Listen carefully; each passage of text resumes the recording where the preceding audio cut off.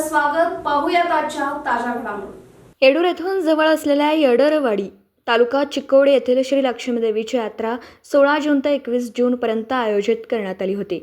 येडूरवाडी येथील श्री लक्ष्मीदेवीच्या यात्रा कमिटीतर्फे ग्रामस्थ यांच्या आयोजित केलेल्या भव्य बैलगाडी घोडा शर्यतीत मोठ्या उत्साहाने संपन्न झाल्या. नवे येडूरवाडी दिवशी या शर्यतीत येडूर या दिवशी मलिकवाड, उमराणी इत्यादी भागातून स्पर्धक सहभागी झाले होते.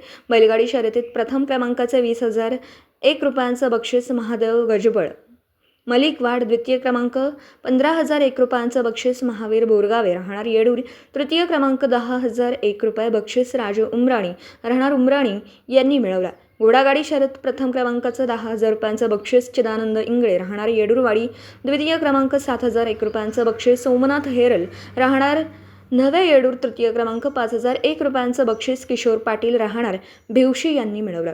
यावेळी भव्य रेकॉर्ड डान्स स्पर्धा, त्यानंतर पळण्याची शर्यत, बसून घोडा शर्यत, एक बैल एक घोडा, जनरल गाडी शर्यत, आदत घोडा बैल शर्यत, टांगा घोडा शर्यत, जंगी निकाली कुस्त्या यांचं आयोजन करण्यात आलं.